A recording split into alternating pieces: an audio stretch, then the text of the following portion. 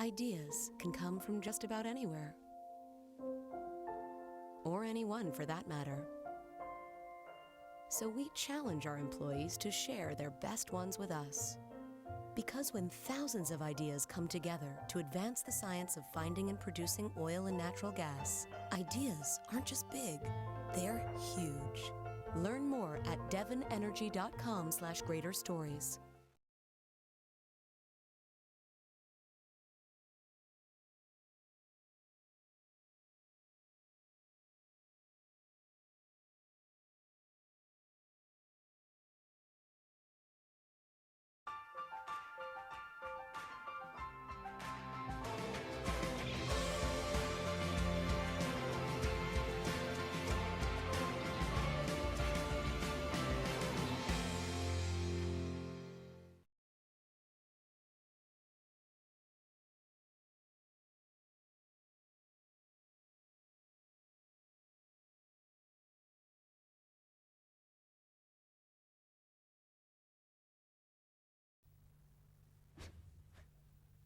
Dave Morris from the Oklahomans Video Studio today. We're talking about this book right here, If the Fence Could Talk, with the author Brad Robison, and illustrated by Margaret Hogue. And great to meet you guys. Thanks so much for stopping by the studio this morning. Nice to meet you too. And this is a fascinating book. You can find it at local bookstores. There'll be a book signing this Saturday at the Memorial. We'll talk about all these things. Brad, let me start with you. You wrote this book. Why this topic?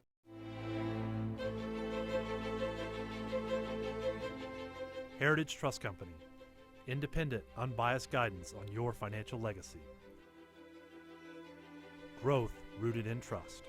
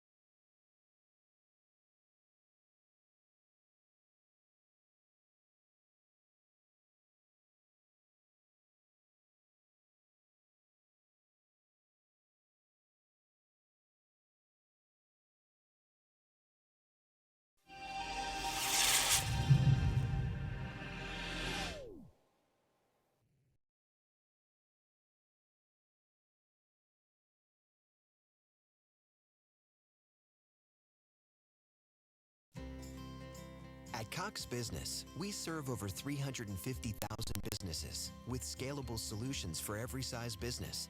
Speeds up to 10 gigs delivered over our fiber-based network. More than 400,000 Wi-Fi hotspots and responsive 24/7 business-class customer support. But as a family-owned business, we know that the relationships we build are just as important as the personalized solutions we provide.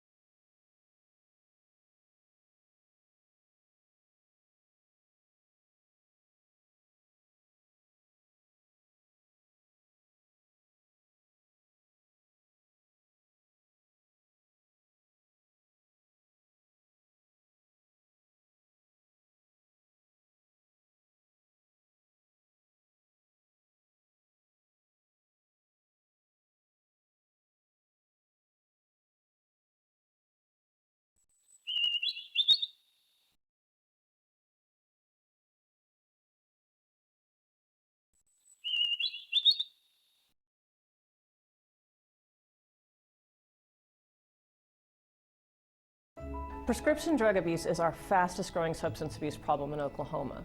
But with the leadership of our governor, the support of other state leaders, and the public, we are working to make a difference. Be part of the solution. Properly dispose of unused prescription medication, and educate yourself and your family about prescription drug abuse. Go to takeisprescribe.org to learn more about what is happening in Oklahoma, and link to local resources to make a difference in your community.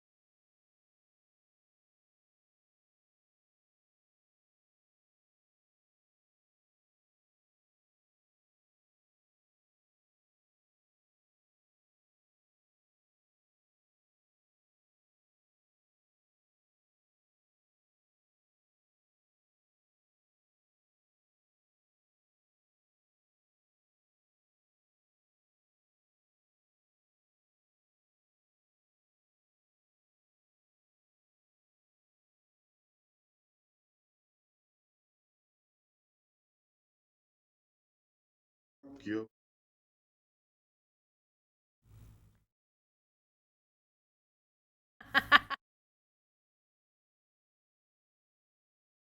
Done.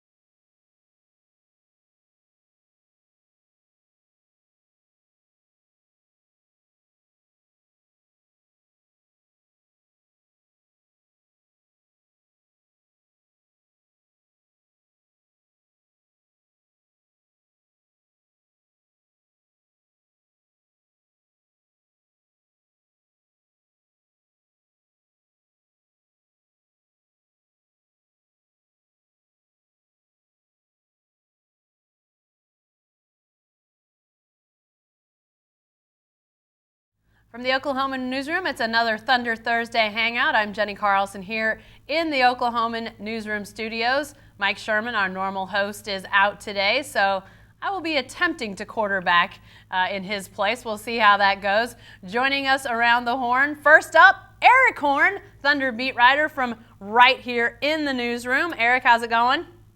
Oh, it's good. It's good. I'm trying to hold it down while we get Anthony on here and see if we can talk some Thunder. Definitely so. I think Anthony Slater will be joining us here momentarily. Thunder practicing today up at the Thunder practice facility. Had some meetings and such that pushed back availability, but we'll get Anthony on here very shortly to join us and talk about the Thunder. Obviously, news today reverberating around the country as it did here starting yesterday, even the night before, if you will, as Kevin Durant suffers an injury during that game in Washington.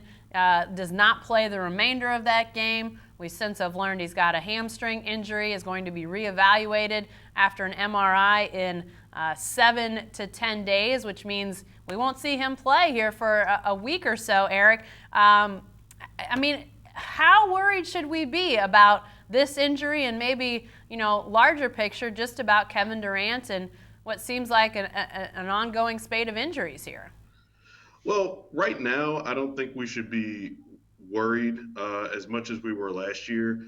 To me, it just appears, from the people I've talked to and some people that are outside of the Thunder, it appears to just be a tweak or a strain, a grade 1 kind of thing that they're probably going to take a little extra precaution with. But I don't think it's something to worry about long term. I think we'll know more once we get to past that 7 to 10 day range and how quickly he comes back from it. That'll be key. Well, Anthony Slater has joined us on the Hangout here. And Anthony, I'm not sure where you are. A panic room somewhere, perhaps? Yeah, I got tired. I wanted to get back to the panic room like I had in the old place. No, this is at the Thunder facility. I'm actually in the room where they, if ESPN or other people come here, they do those, sit-down interviews. This is the kind of media utility room here. I'm waiting for Enes Kanter. The Thunder players are in a players union meeting right now, and we're kind of just waiting for that to end. And I'm writing about Enes Kanter tomorrow, so I'm waiting to talk to him. So I actually, fair warning, I may just randomly leave at some point if he's here. Enes is in the meeting right now making a lot of demands. That's why it's taking so long, really. I think at the top of his list of demands, maybe, I don't want to talk to that Anthony Slater guy. I don't know. Is that a possibility? I don't think he should have any demands. I think he should be thanking the players union and saying, thank you for the $17 million per year deal that I just got because of the max contracts other guys get. That is a fair point. Well, Anthony, as you might have guessed, we were just talking first off the bat about that injury to Kevin Durant, the hamstring, 7 days before he gets reevaluated. I asked Eric, is there a bigger worry about this? I'll ask the same question of you. Is there a sense of any more worry now than before he tweaked that hamstring? I think if we're talking short term, no, it's not a worry. I think they're just being very precautionary, which they should be with the 7 to 10 day thing. I think the only way this hurts this team in the long run is if it's a lingering issue, which hamstrings are. Mm-hmm. You can feel like it's fine. You can be running fine, and then you really push it into stride on a fast break or something, and it can grab at you again. And then you got the same type deal. You're out. And if this happens at an important time, that's when it would really, hurt this team. But I think that's why, I think they're shutting him down for 7 to 10 days to try to just, nix any type of lingering effect. Mm-hmm. But we won't know until we see him back on the court really pushing it. Well, Eric, I thought you had an interesting bit of information in your story today about this injury. You talked to a guy that handles injuries, and he said the fact that Durant kept playing on it was a sign that maybe it wasn't as bad as. Quick aside, I will be back, but I got to go talk. See ya. Tell Enes hi.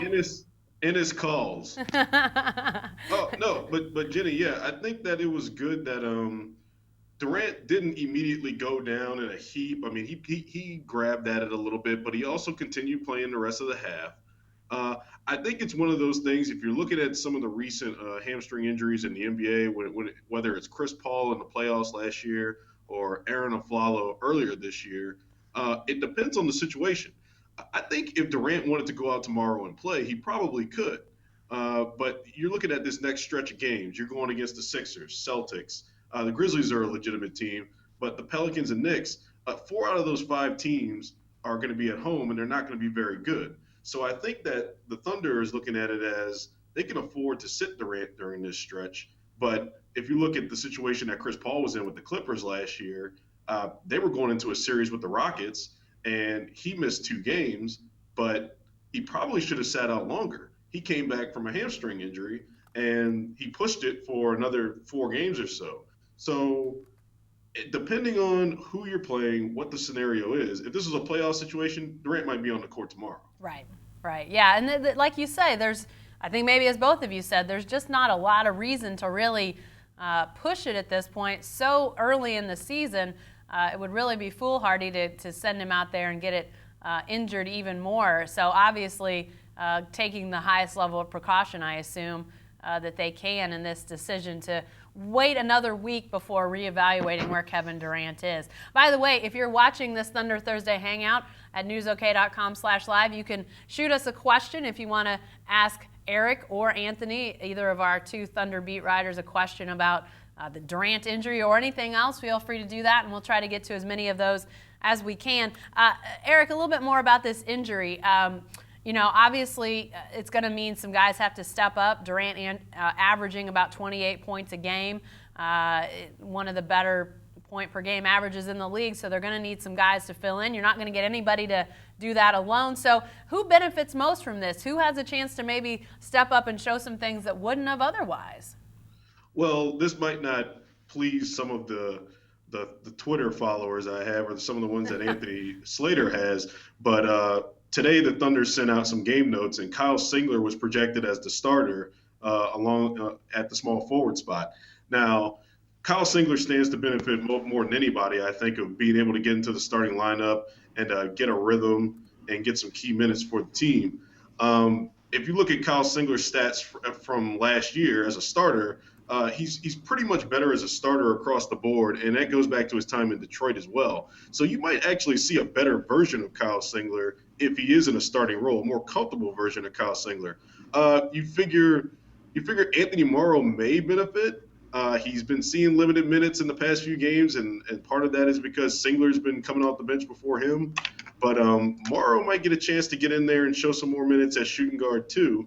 And the way that Donovan was talking today, the 2 and the 3 are almost interchangeable in his offense. I asked him if Anthony Robertson would see any more minutes at the 3 potentially at the small forward position, and he said that the difference between the 2 and the 3 for him is just two sides of the floor. So they're kind of interchangeable positions, and those guys are all going to be rotating. But Singler stands to be the guy right now that's going to see the biggest uptick in his minutes. Yeah, you mentioned Morrow and the fact that he's a guy that hasn't gotten a lot of time, which obviously people are aware of, as a rhythm guy. He needs to be in there, needs to be playing. So, who knows if he benefits, but I have to think he's at least going to get some playing time, maybe get some of that shooting rhythm back. By the way, we've got a guest that's joined us as well. I don't know if he's trying to fill in for the absent now Anthony Slater, but Darnell Mayberry has joined us. Hey, Darnell, how's it going?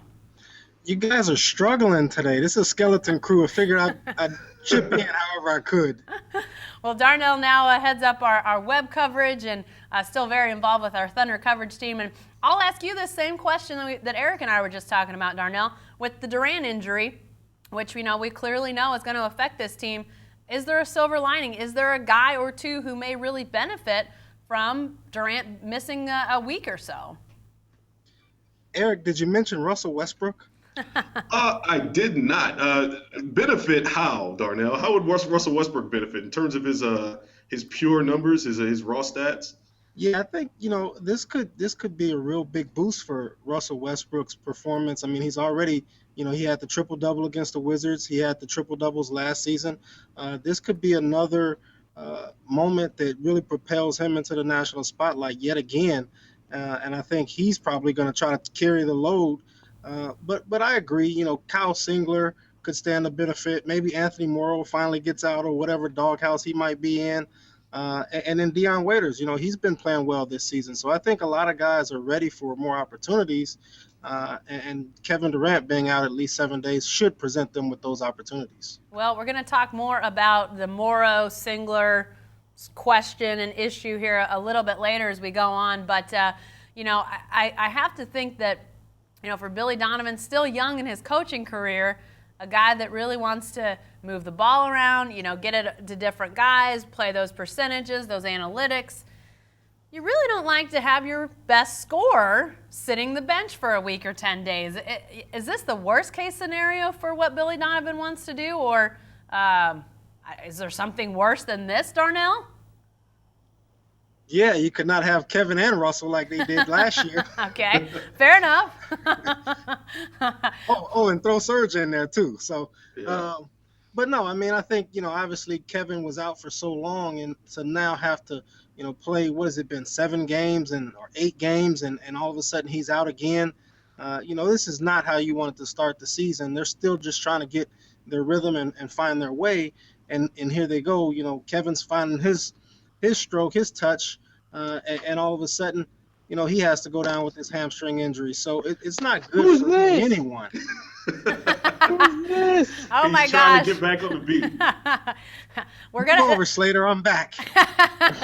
the anarchy begins now. I'm not sure I can manage this trio. We suddenly went from thin to almost too much. Well, and that's interesting. You bring up Darnell. You bring up the fact that Kevin Durant had really started to hit that role. You know, I think early in the season you sort of saw it coming in fits and starts, but he really looked like he was regaining. I think what a lot of us felt like he would regain. And Eric, I'll throw that question at you. I assume that Billy Donovan would much prefer to have Kevin Durant play his style. But I mean, what sort of impact does that have on what he would like to do offensively and defensively with this team? Well, I think, just having Kevin Durant on the floor, obviously, with Durant on the floor this year, playing as efficiently as he was, the Thunder were among the top 2 or 3 teams in the league in every major offensive statistic. But I think it also takes away defensively from what they can do as well.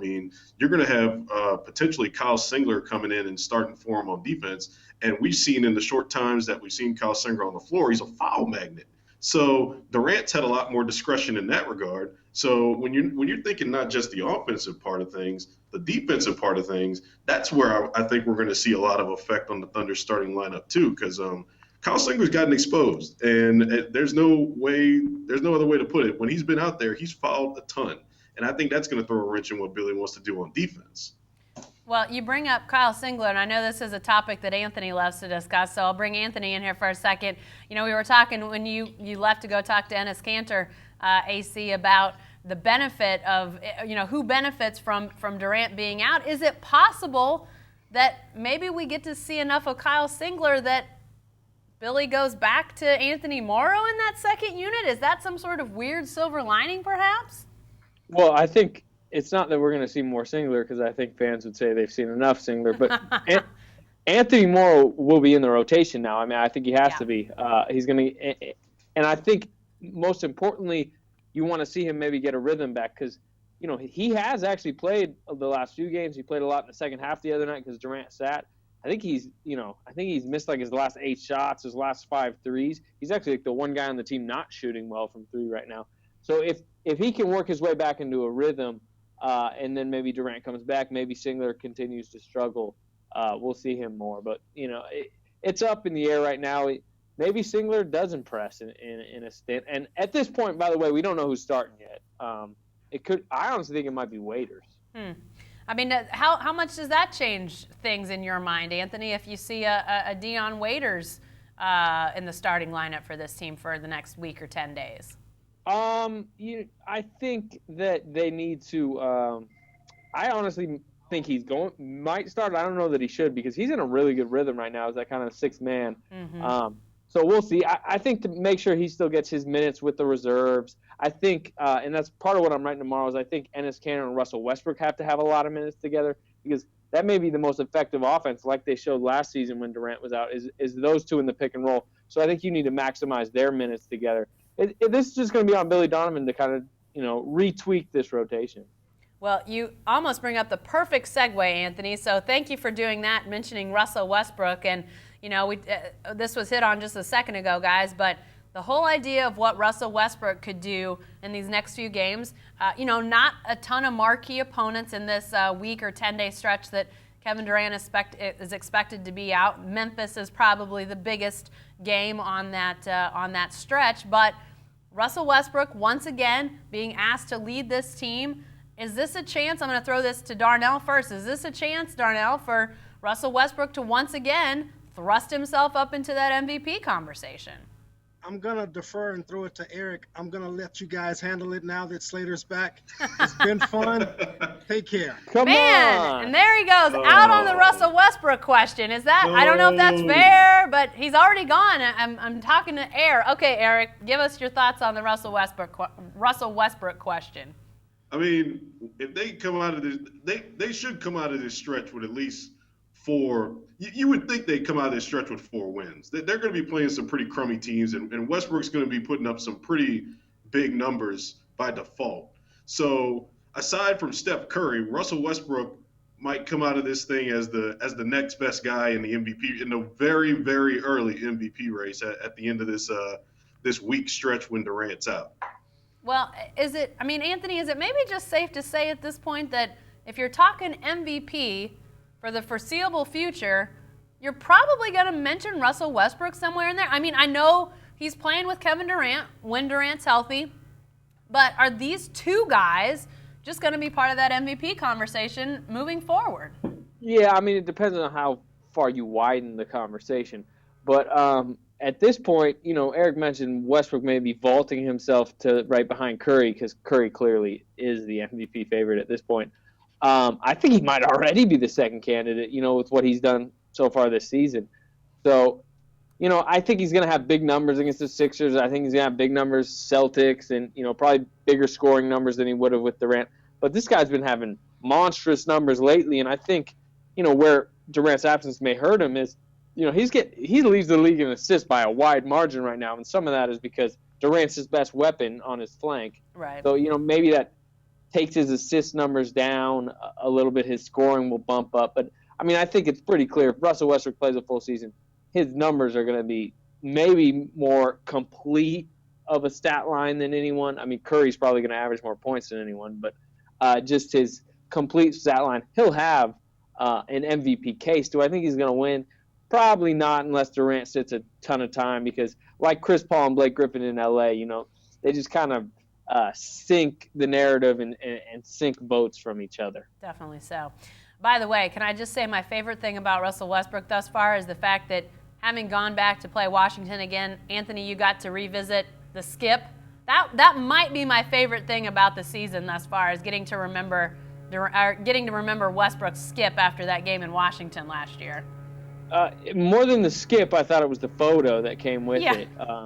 There was just that photo where it was like pure joy on his face, and then you see Marcin Gortat in the background with hands on his head. It was a really good photo. Then Gortat threw out the hands like this, what happened? It's fantastic, man. You've been Westbrooked, Marcin. That's all there is to it. Hey, you're watching the Thunder Thursday Hangout. I'm Jenny Carlson here in the Oklahoman studios, joined by our Thunder coverage team of Anthony Slater and Eric Horn. A few more things, guys. Let's hit on this. I mentioned earlier we were going to talk a little bit more about Kyle Singler, Anthony Morrow, Dion Waiters, but in this way of couching, and I want to ask you guys a little bit about those three guys versus what we've seen out of, lo and behold, Reggie Jackson and Jeremy Lamb reincarnating themselves in their careers in the Eastern Conference. Is the Thunder having any regret, AC, that they don't have Reggie and Jeremy Lamb anymore on the roster? Well, I'm going to take these one at a time because they're separate. These are separate deals. They didn't go together. I think no. You can't regret with the Jackson move. Jackson forced his way out. It was terrible at the end. That had to happen. The fact that they got Enes Kanter in that deal is, I think, just a genius move by Presti, really, to pluck that away. So no, there can't be any regret with the Reggie Jackson thing because it never could have worked the way that was happening. As far as Lamb, maybe. The problem was Scott Brooks and the Thunder kind of stomped on his confidence the last few years, and he really needed a fresh start. And he wasn't trying to force his way out or anything like Reggie. His confidence was shot. And now, sending him to Charlotte, he gets new coaches, a fresh look on stuff, and some consistent, steady playing time, which I don't think he'd get here. Mm-hmm. He's kind of getting more of a chance to get into a rhythm. So to answer your question, maybe a little bit on the Lamb. I think when they look at Jeremy Lamb, they're like, man, that was what we should have got out of him. Maybe they regret how they handled him at times. With Reggie, they made him so good that, he forced his way out. Eric, maybe the better question is could the Thunder ever have had Lamb and Jackson as they currently are? Was that ever going to happen that they would become those players here in Oklahoma City? No, probably not. I think it would have been intriguing to see what Billy Donovan could have done with Jeremy Lamb, I think. But from everything that we reported and the things that we've heard, that Reggie Jackson wasn't happy with his situation here, and he needed that start. And I think that's kind of closer to a James Harden situation where a guy needed to go somewhere else to really maximize his potential. In terms of the Reggie Jackson deal, the Thunder, that's the reason they needed to re-sign Enes Kanter and bring him back. Because if you don't bring back Enes Kanter, you essentially gave away Reggie Jackson and Perk for DJ Augustine, Steve Novak, and Kyle Singler. Mm-hmm. Kanter was the gold nugget. He was the big piece that they needed. That's why they brought him back. So you basically would have given away a valuable commodity in Reggie Jackson for nothing. So I think that the Thunder have done well in that regard with getting Kanter from that deal. But the Lamb part intrigues me because Jeremy Lamb's this long guy who just doesn't seem like he ever really tapped into his role here. And it's good to see him flourish in Charlotte, but it also is intriguing for me to think what Billy Donovan could have made out of him at the shooting guard position. Well, you mentioned Kanter, and I want to get to that in a second because Anthony has just talked to him, and he's going to be writing about him for the Friday Oklahoman and News OK. But you also bring up Reggie Jackson, Eric, which I think begs another quick question. Are we going to be thinking about Reggie Jackson in a couple more years the same way people think about James Harden? You know, they lament that he's no longer with the Thunder. Is that a possibility that there's going to come a day when we're talking about the Reggie Jackson zombie trade, the trade that won't die? Is it my turn first? Yeah, you go first. Okay. Well, I don't think we will to the extent of Harden because you got back Kanter, who's this immediate just wow player who puts up these stats, and he has this rare ability to get offensive rebounds and score in the post and in the paint. But I think that, I mean, it's something that's like it's kind of close, but it's not really because James Harden is this next level superstar, and I don't think Reggie's ever gonna attain the level that James Harden did. So we're not going to look at it that way because Reggie's not going to be an MVP candidate the way that James Harden is. Mm-hmm. But we say that now. Who knows? But I don't foresee it happening. And you've also got Enes Kanter to fall back on. And as long as Kanter produces and continues to produce the way he is, I think Thunder fans won't look at it that way. AC, is this just a matter of the fact that James Harden had, done more, won more, had stood arm in arm with Durant and Westbrook, and he was one of, the big three, and Jackson just we hadn't seen enough of Reggie Jackson, winning the game in Memphis in the playoffs. Like, we've seen bits and pieces, but there just wasn't quite enough of that love of Reggie Jackson to make him lamented the same way as people lament the loss of Reggie Jackson, or the loss of James Harden. He's not as good a player as James Harden, and he never will be. He had obviously a great night the other night, that 40 points, 26 in the fourth. That's not a norm thing for him. He's not like James Harden. He was second in MVP voting last year. A lot of people voted him for MVP. There's no chance Reggie Jackson will ever be in that ilk. I'm not even sure he'll ever be an All-Star. I mean, maybe he's probably fringe All-Star. He does play in the East. Let's remember. And he's not the best player on his team. Well, yeah. Yeah, that's true too, Andre Drummond. But I'm not. And the thing is, like Eric mentioned, Jeremy Lamb was like the player of the James Harden deal, and that very quickly seemed like that ain't working out. Mm-hmm. Enes Kanter was the player of the Reggie Jackson deal, and that's worked out great in a lot of senses. So, no, I don't think. Plus, and then the one thing you got to remember, this is actually an important point to all this. James Harden forced his way out under the scenes, but he didn't do it publicly to where fans were mad about it. They just were shocked that the trade happened. Reggie Jackson, publicly on the court, pouting, everything people heard about it. The Thunder fan base really got tired of him by the end. So I think that makes it so they weren't mad when he got traded, so they can't now retroactively be mad about it. Yeah, great points all the way around, guys. We were talking to Enes Kanter a second ago, and I want to hit on the stories you guys got coming up here in the next couple days. Obviously, our game coverage will be included in this, but Anthony, you're working on a story for tomorrow for the Oklahoman and News OK on Enes Kanter. What are you going to bring us about the big fella? A few things here. Number one, the news peg of it a little bit is that, with Kevin Durant out, I think Kanter's offense needs to pick up the slack more than anyone, and specifically him and Russell Westbrook in that pick and roll that they were so good with last year when Durant was out. So that's kind of the news peg of it. And then maybe I guess you could call it angle of it. It's just I mean, this guy has faced heavy criticism for two reasons: his defense and the contract he signed. As far as his defense, I mean, just maybe looking at, hey, he's kind of improving in the sense here. How much has he improved? And because he's made these small strides, the Thunder have benefited from his offense more. And then the other thing with his contract was people really questioned why the Thunder matched that offer sheet, and looking at why the Thunder would match that offer sheet and why it wasn't a smart decision by the Thunder. It was just like an obvious decision. It wasn't even like, I'm not even sure it was a decision. It was just something that was always going to happen. And that's because the alternatives were like basically Cole Aldridge, Kendrick Perkins, those kind of minimum level centers. It was either keep Canner or have those guys on your roster this season. And as we're seeing now, and as we'll see over the next few weeks, few years, the choice between that an aging guy like that or Enes Kanter at 23 and improving is just an easy choice. Yeah, we know you're going to break that down, Anthony, and that's something I don't think people may understand. I mean, it's obviously that you're talking about, salary cap situations and luxury tax and all that sort of thing, which is obviously a difficult concept, one to wrap your head around. So that's going to be something I think fans will be interested to hear all about. Eric, you're going to be working for the weekend on a piece about the Thunder turnovers, which have improved, I have to say, since the beginning of the year. When you're looking at games of 19, 20, 24, 19, that just became the norm. We have seen some improvement. What are you going to be talking about on Sunday when you're talking turnovers?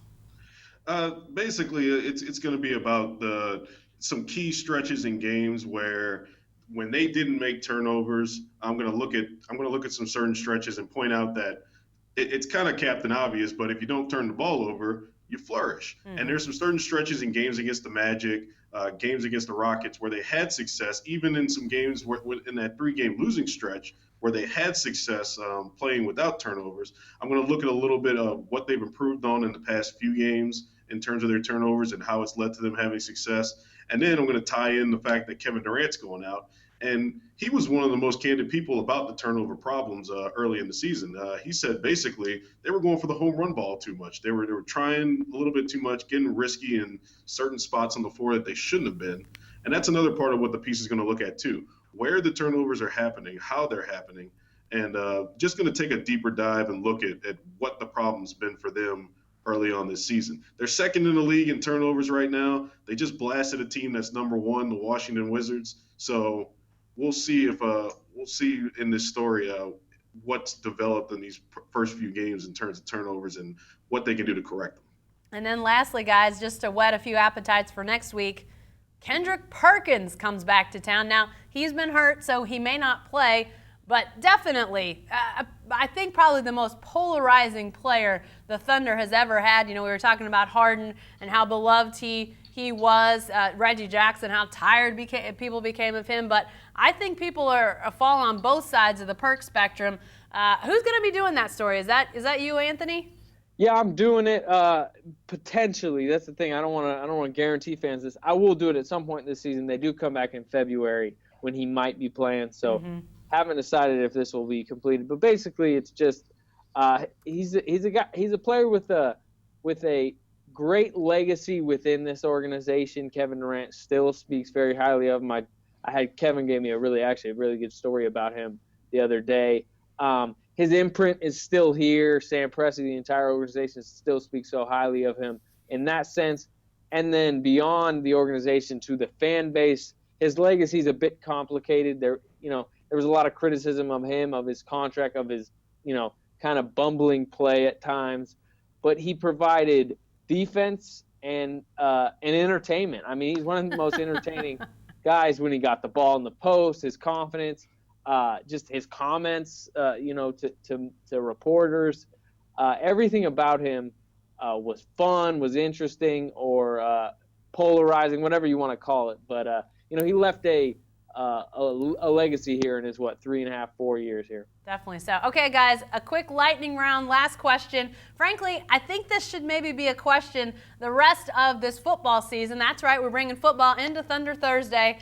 College football playoff is all the rage around here. 4 teams that make that playoff. If you had to pick right now, who would be your 4 teams, your final 4 out of the NBA? I'm not talking about I'm not talking about college football Final Four. Who are your best 4 NBA teams? Eric, who you got right now? I'm in the West. Clearly, that would be Golden State. They're just they're ahead above everybody else right now. I'd actually throw probably the Spurs in there right now. They're playing pretty well. And then in the East, I would go Atlanta and Cleveland because those are probably the 2 teams that are going to end up being the best teams at the end in the East. Strong start for Atlanta. They look really good. I want to put the Thunder in there, but with the Durant injury, I don't know if they're going to be able to. I don't think they'd be somebody that the college football / NBA playoff would vote in if they just lost their quarterback. Put it that way. That's a good point. Maybe they're that first team out at right now, but obviously if we keep going with this, then maybe they get in the next couple weeks. Well, AC, what do you got? First of all, if it was the college football playoff or NBA playoff, this would be the equivalent of